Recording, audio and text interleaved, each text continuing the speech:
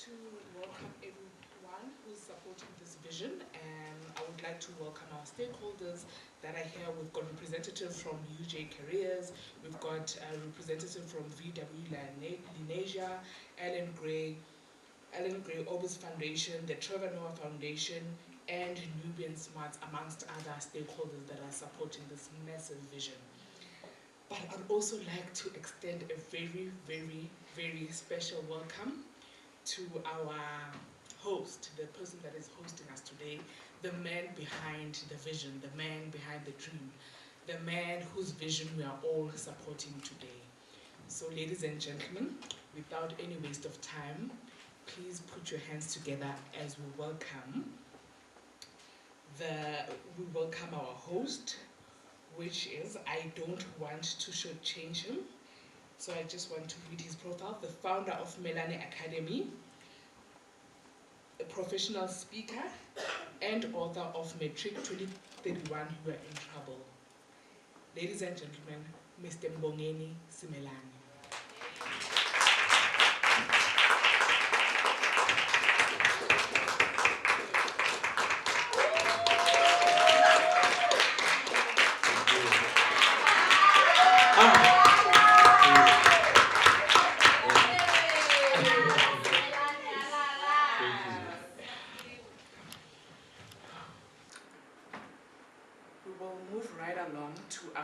First speaker.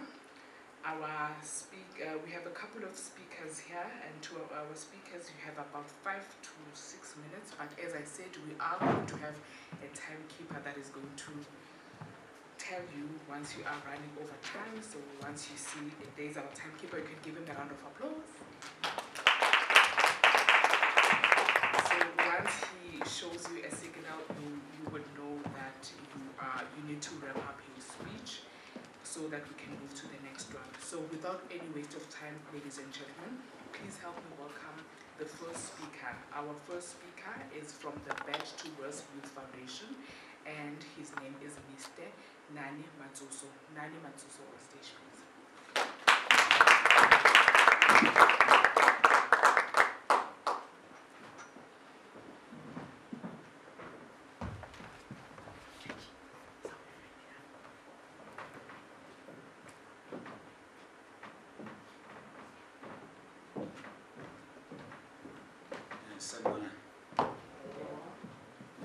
Is it evening, isn't it? Or afternoon? Oh, okay, yes. Babu Smela, I'd like to thank you and all the stakeholders that has shown up to this massive event. My name is Nani Matsuso. Nani Matsuso, a founder of from Bed to West organization. Yeah, without any waste of time, I'd like to say, you've just seen the point, man. The education cannot do it alone. Hence, you are here. And then all the stakeholders, Labanzile, those have shown up. I'd like to salute you to support this massive event. And then Nani Matsuso is an ex-reform convict who's sane and independent. So we've got hence me, I'm doing the school motivations. So the school talks and then going around the schools. So we've got the challenge that we foresee in the schools. So hence our youth, then our youth is losing direction.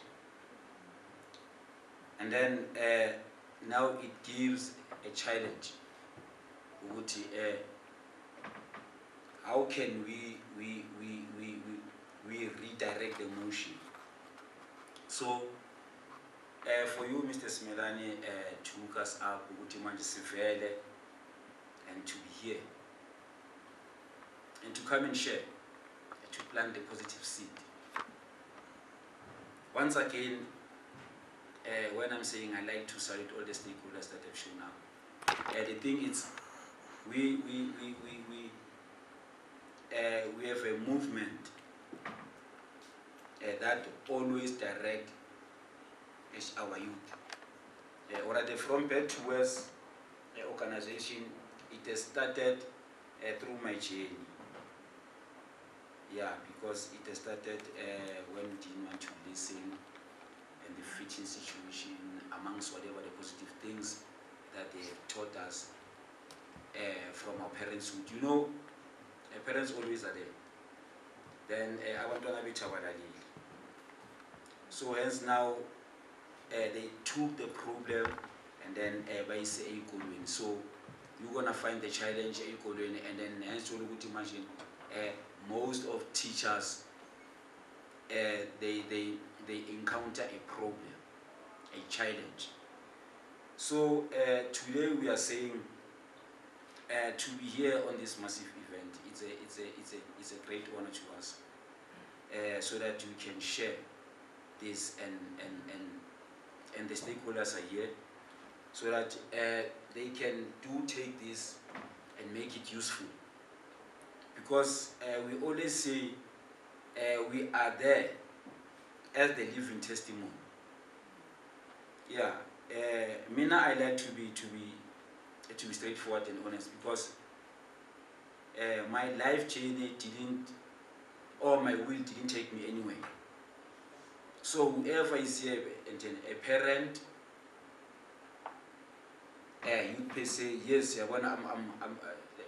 become impressed because much I born youth in corner, and then so they have to take this, because this is an opportunity for them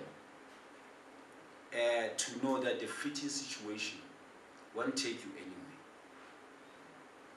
So we are standing here today, we are saying our will didn't take us anywhere. So for those who still have a chance, for those who still have the way to manage to listen, today is their chance to take what is positive for them.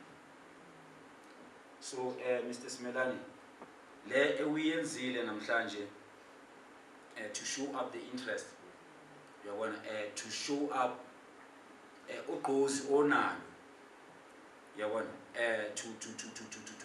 to encourage to come and launch the massive book, and do tell about those who are in trouble. Yeah, I mean, they've got big challenge, and then they cannot get away from it, because now this is a point of no return. So we are standing here today, we are saying, Tina, whatever we have gone through it was not easy, because now the challenge is when you can't listen, or maybe when you cannot pick up what is positive for you, then you won't make it. So today, hence we see parents are here, the youth is here, most of the stakeholders are here. So this is a positive seed. So for whoever is here, this is a chance to pick up the positive seed.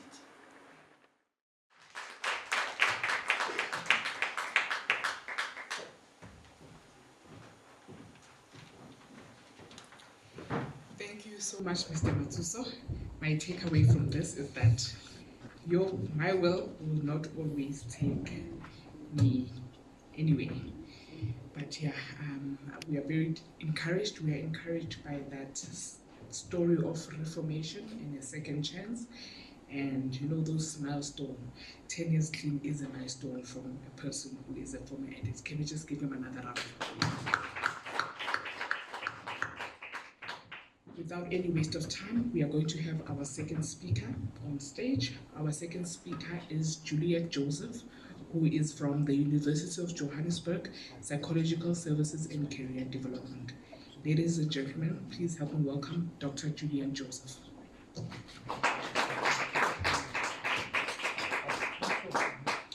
Do we have Dr. Joseph on the amongst the audience? Going once, going twice. Okay, we'll skip Dr. Joseph. Moving right along to our third speaker. Our third speaker is Mrs. Natasha Bastian. Can I have an indication if Miss Natasha is amongst us? She is amongst us. Ladies and gentlemen, Miss Natasha Bastian is from VW Lenasia, where she is a sales manager. Please, a round of applause for Mrs. Bastian.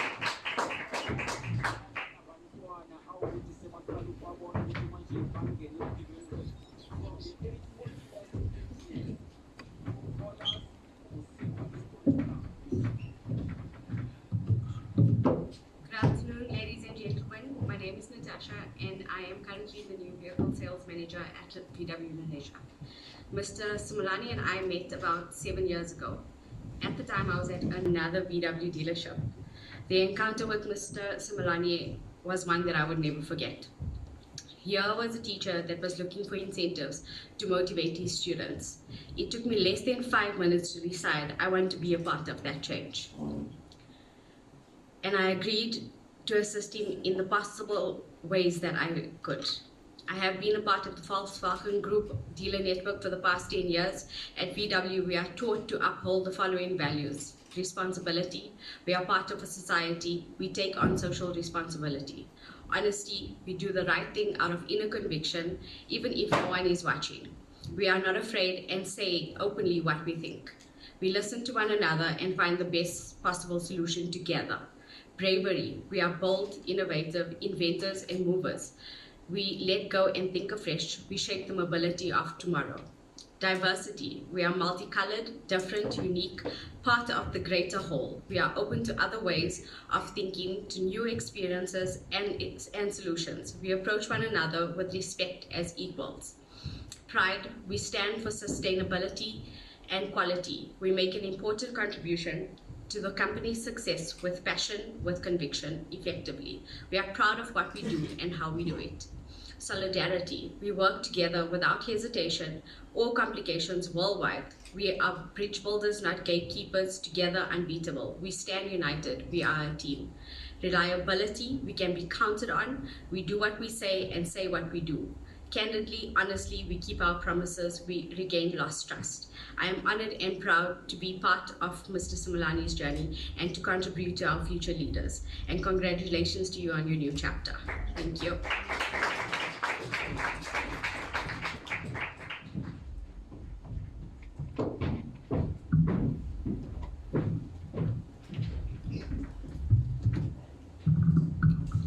Thank you, Natasha, and thank you for making me see that there is, at least I'm taller than someone out there. Thank you. Ooh, I like that. Natasha says she looked at what Simelane was doing after he told her, and he was like, I want to be part of that. And I hope everyone in this room, that vision that you have, that groundbreaking idea that you must still put into material form, continue working on it, and someone will say, I'd want to partner with you on this. Our next speaker is from the Trevor Noah Foundation, Mr. Mbongeni Simelane. Are you amongst us? Okay, all right, Mbongeni is amongst us.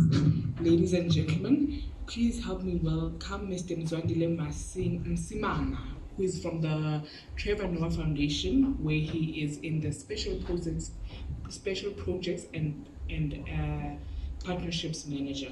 Ladies and gentlemen, Mr. Mbongeni Simelane.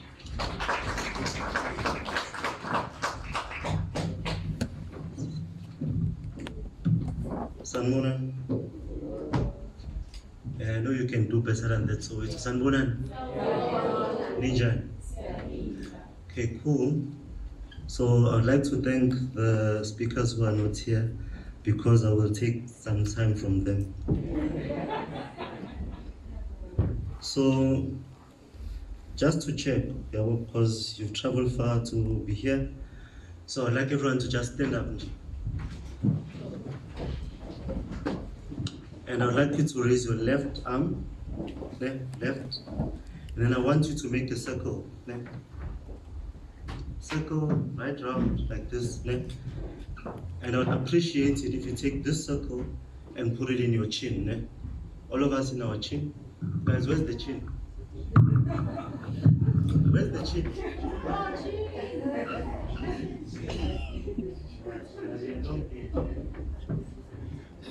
Down. Yes, thank you. No, I just wanted to ensure that you guys are able to pay attention. Now that your brains are here, welcome. My name is Mzwandile Msimanga, and I'm from the Trevor Noah Foundation. And believe me, I have no jokes, I'm not a comedian. But I was invited here today to share about the work that we do. But generally, when you are asked to share about the work that you do, one thing happens. You feel like, you know, when you're in an interview and they ask you, tell us about yourself. And everything you know just flies out the window. So what we do, and I think most people when they hear of Trevor Noah Foundation, they probably think you are a funder, right? But we are not a funder, we see ourselves as a partner. So we see ourselves as a catalyst for change. So what we do is we partner with schools. We have schools right here in Soweto. So we have about 19 schools on our program in El Dorado Park, Bramfisherville, and Ivory Park. So we have 7 programs with those schools. So they focus on teacher development, literacy, AI and robotics, ITC development. So we work with a variety of partners that enable us to do this great work. But it would be amiss if I didn't really go through the speech that I have prepared. So here goes. It's a privilege to be here today in the vibrant heart of the community of Soweto. This community is full of energy, potential, and stories that inspire hope. That's what I would like to talk about today. Hope, the kind of hope that drives change, creates opportunities, and builds better futures for all of us. So once more, I want to invite you to have a moment with yourself. So think, Nje, how did you get here today? And I need you to maybe using a taxi, but drop you using an Uber. But I mean in life, right? Each of us are here because of an opportunity that came our way. It may have been a teacher, a believer, a parent, or even a family member that supported us, or even a moment where we pushed through a challenge and emerged stronger. Opportunities shape our lives, and it's those opportunities that empower us to dream, to achieve and thrive. At the Trevor Noah Foundation, we believe in creating those opportunities. We understand that it takes more than passion to make a difference. It takes action, collaboration, investment in people's potential. Our mission is to transform lives through education, because we know education is the greatest equalizer. It's the key that unlocks doors, and it's a tool that equips young people to build a future that they can be proud of. But here's the thing about opportunities. They don't create themselves. They need to be built, nurtured, and shared. And that's why we are committed to our programs. Through teacher development, educational support, leadership initiatives, we are not just opening doors for young people, we are helping them build their own doors. Doors that lead to a brighter future, not just for themselves, but for their families and communities. When we speak about opportunities, it's not just about giving, it's about empowering. It's about recognizing the incredible potential that lies in each and every one. It's about seeing a young person whose dreams are to become an entrepreneur, an engineer, a teacher, and we are then asking, how can we help them get there? It's about building programs that not only educate but also inspire. Programs that provide skills, mentorship, and real-world experience so that the next generation can lead, innovate, and make a difference. I believe there's no shortage of potential here in Soweto and the rest of South Africa. The young people in this community are brilliant, resilient, and ready to create change. What they need are these opportunities to grow, learn, and thrive. And that's where I come in. Together we can ensure no dream is out of reach, and that every child, no matter their background, has the tools and the support that they need to succeed. In closing, let's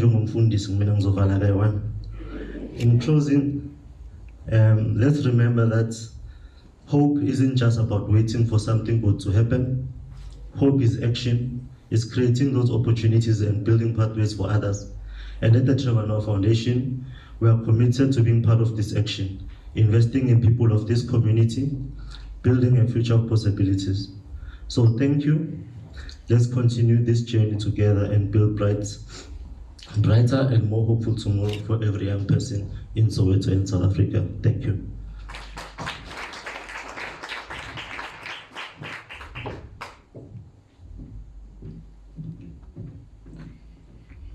Thank you, Mr. Simelane. Thank you for giving us that perspective on funders, that we shouldn't look at funders as abumuleki. A funder is a partner, is partnering with you as you journey. Thank you very much for that. And I'm glad that you didn't take much of the time that you had stolen, because the owners of the time are now here. Ladies and gentlemen, we're just gonna go a step back on our program because our representative from the Grey Foundation has since arrived. So without any waste of time, please help me welcome from the Grey Orbis Foundation, Mr. Caleb Dlamini.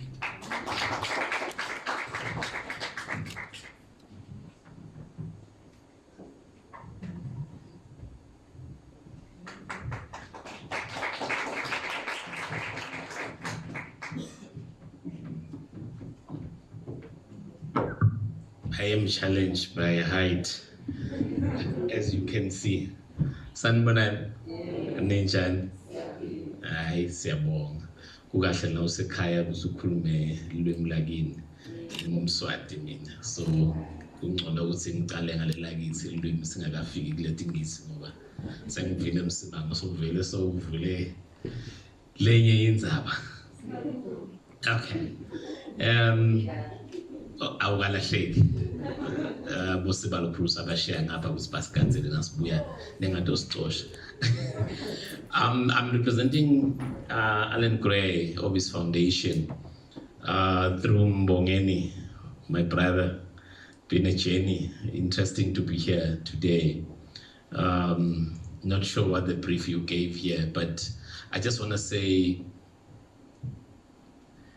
looking back at where I come from, where I was born in a very rural area, Eswatini, where somehow I was privileged in a sense of my mother was a teacher in that rural community. So we had this opportunity to have a much better kind of background in terms of understanding what education actually is, because unfortunately she had to teach me in grade 1. Very unfortunate. So you can imagine it's your first year in a schooling environment and suddenly your mother is the one in front of you, supposed to be with you for the entire sort of year. But what I took out of there, it's possibilities. There is a possibility irrespective of where you come from. So the Grey Orbis Foundation does that. It gives opportunities to those who believe, actually, I'm not gonna get a good education, I'm not gonna be something in future.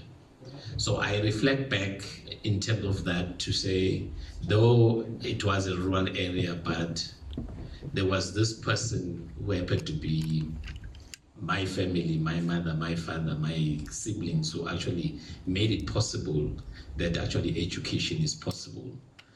Because we are 8 at home, and guess what? I'm the 7th child, somewhere at the bottom. So education gave this opportunity to say, because I could see them in front of me. What better can I do? I can see they've gone through school, but they have not reached this kind of milestone that I want.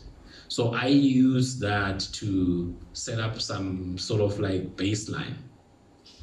If those in front of me did not have a certificate in their Matric, did not have a certificate, fortunately they all did not have a certificate in, or a diploma, degree, and further on, I'll try to do better so that could see that I'm learning. So the foundation, what it does is we look for young people in a primary environment, primary school environment, who necessarily would only focus on what is in front of them, not to look far beyond what could this South Africa, this world offer in the future. So we give that kind of opportunity to say, it doesn't matter where you come from, but if you find yourself in the foundation environment or community, we are going to equip you such that you have a very good, strong education, because our founder, Alan Gray himself, most people don't think he actually is a person. He is a person, although passed away in 2019, but he comes from the Eastern Cape, which is very funny because he's a South African. But he had this dream to say, in Africa, he wants to see a number of young African entrepreneurs. So when he set up the company in 1974, he says, when we make money, we're gonna make sure that, please indicate when I'm over time. Just raise your hand so that I can, oh, there's a timer here. Sorry, I wasn't aware. Thank you. So what he did was, his vision was, when this company makes money, they are going to plow back, and their plowing back is to equip young Africans to become entrepreneurs through education. So that's why when we recruit them in a primary environment, we're not looking for very big things. We're looking for someone who can dream, someone who can say, you know what, yes, I've got the capability, but I don't have the opportunity. How can you help me? Then we then say, come to us, come through the application. It's not very easy to get through, I must say. Mbongeni knows. How many more minutes? Or is it time? I can wrap up. Okay. So I didn't follow you, Msima. You were before time. So what we then look for is those kind of individuals who want to dream big. By dreaming big, we mean to dream in a sense that you can have an entrepreneurial venture that you never thought you were going to have, coming from nowhere, irrespective of where you come from. So we're looking for those kids in a primary environment, especially when they're in grade 6, to then apply to us. Then we take them to a very good quality environment of schools, where we then teach you how to become an entrepreneur in your 5 years in high school and beyond to university, which is another 4 years. And after university, when you're like, okay, now I've got the idea, I've got the business plan, what can I do? We also give you money to start that business. So it's a long kind of, we call it orientation, to say, once you are in grade 8, you are in for life, you can't go anywhere. So that's how we met with Mbongeni, to be here, to be like, I found him when he went to the office. He was like, I need an opportunity for my kids that I work with. I wasn't even there. They just gave me and said, there's this guy who came here and was like, he wants this. And one call just made it all possible. And I admire the work that you do, and I'm looking forward to reading what you have written about. But more than anything is that kind of opportunity that you can have, even if it's not primary, even if it's grade 12 and you want to enter university space. When you are in grade 12, you can apply and you can be able to be selected. But in your thinking, you must think big. Don't think of money. I'm going to follow what Mr. has just said. Don't think of money. Think of the opportunity, what this opportunity can actually bring. Someone else brings the money, that's not your problem. Your problem is, how can you think big? How can I use that opportunity to get to a point where they will say, hey, This is, how many of you use the Yoko Speed Point? You are aware of the Yoko Speed Point. It is one of our kids who went through the program, who owns the business. It's worth about 3 billion now, and it's growing. So it's an example of that kind of opportunity, that it is possible to make so. Anyone can do it. Can I share this story, my brother? Just, I know I'm running out of time. It happened just a week or two ago. There's one boy, we had our alumni that comes in to sort of like, we don't, as I say, you are in for life. This boy pulled me aside when the event and he was like, I want to chat to you. I said, oh, really? Why?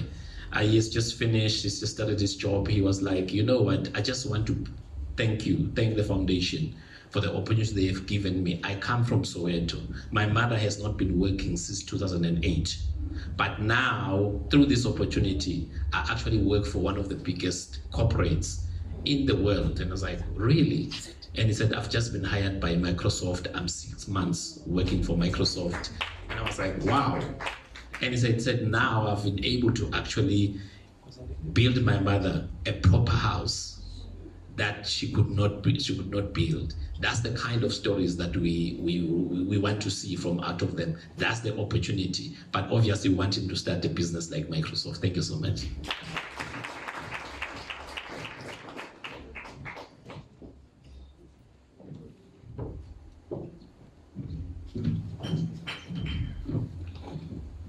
Thank you, Mr. Dlamini. Thank you for sharing that opportunity that Alan Grey offers, which just changes the trajectory of the students or the beneficiaries of the program.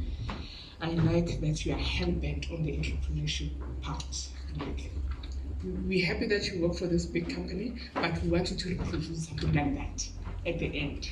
So yeah, we see that you guys are very focused and we are intentional in producing entrepreneurs, and that's a great thing for our economy and our country. We are now going to move to our next speaker. Our next speaker is the founder of Nubian Smarts and EdTech innovator and STEM education champion.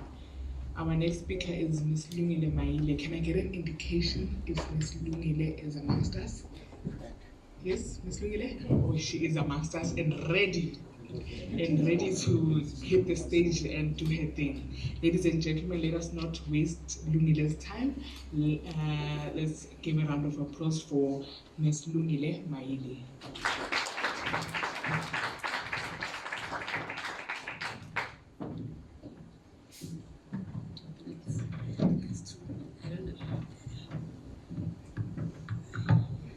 It's good enough. Sanibonani. Yeah, I think they did it no multi. I can't see all the way to the back so that the nerves go down. Good afternoon, everyone. My name is Lungile Maile. I'm the founder of Nubian Smarts. Nubian Smarts is in the business of equipping young learners to be prepared for the future of work. Now, we all might know that in Africa, it is the youngest continent, which means opportunities exist in Africa that don't exist anywhere else in the world. Now, for all that to happen, we need to be aware of where is the future of work leading us to, or what is it directing us to, and so that we can then prepare this young population so that they are able to be the people that they need to be for the world. I'm going to be talking about, we can move on. I'm going to be talking about a lot of the work that we do, but before that, I'd like to introduce myself. Apart from being a founder of Nubian Smart, I have over 15 years experience working for Coca-Cola, Heineken Beverages, PepsiCo, so I'm well versed in terms of how automation and artificial intelligence is changing the manual jobs that are in a factory environment. Hence, my need to do something about it and become a social entrepreneur.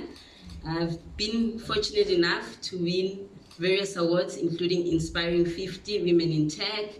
I just came back from Toronto in Canada through the Africa Impact Initiative as part of 18 other founders from across the continent who are also doing amazing things around ed tech, health tech, climate tech, and green tech technologies. So by 2030, 85% of the most in-demand jobs will be in STEM, which means that if I'm preparing for the future, I need to be doing something around STEM careers. And what we find in low-income countries, and I'm going to talk low-income countries and not just Africa, because this is a global problem. It's not something that just only Africans are facing. What we find is that schools are struggling to implement STEM education because, number one, we're still struggling to get access to internet. We're still struggling with access to devices, access to teachers are struggling with 40+ learners. How then do you then do something about ensuring that kids are ready for STEM? And with everything that's being done, policies being implemented, yes, robotics is part of the policies right now, yes, but we still don't have enough materials. We're still not trained with regards to that. And what you then find is that the digital gap divide within education just keeps becoming bigger and bigger. What then happens is a child who is born Kwamashu, just because of their geographical location, does not have the opportunities of a child born in Sandton who has the device, who has the Wi-Fi connectivity in their homes, which is where we as Nubian Smart come in. We have a program whereby we introduce kids as young as 3 years old to STEM education. We work with schools. We have an educational, gamified platform that promotes the understanding of mathematics. It has offline capabilities, which means we do not need an internet connection in order for the learner to use it. Secondly, it has a progress report, which means that a teacher who has 40+ learners is now able to see which learners are struggling with which parts so that they can be more proactive and help them with that. Furthermore, I then say, okay, it's enough that they're good at mathematics, but then what about the other letters of STEM? So we then introduce them to science through cooking. We do technology, we've got coding classes, we've got robotics, and we've got arts, because I mean, Singapore, China, South Africa, so why not? And we do this because there are critical skills that come from STEM. There's creative thinking skills, there's logical thinking skills, there's critical thinking, and all those, including problem solving, are what will make sure that Africa is ready for the future. That is what will make sure that even if AI can generate a code, you still need to be able to tell it what kind of code. You still need to be able to imagine so that you can direct it. And those are the skills that come from that. We can move on. So for us, we want to empower the next generation. We can't do this alone. In fact, I don't even want to do it alone. I think the power of collaboration, my 2 previous speakers have already also spoken about it. Power of collaboration, power of working together, power of being a community, remembering that as Africans, it takes a village to raise a child. And we are that village. So we need to all stand up, work together. And if you are sitting here and want to actually see Nubian Smart in action, we are just outside the door here. Thank you so much.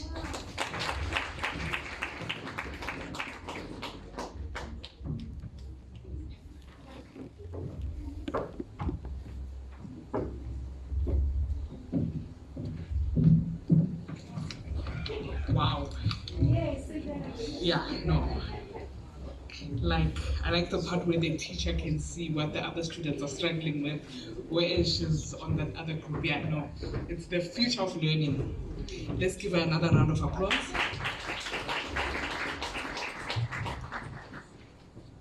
Thank you so much. Thank you so much to all our speakers. We are now going to move swiftly to our keynote address. Our keynote address is going to be delivered by our keynote speaker, who I would like to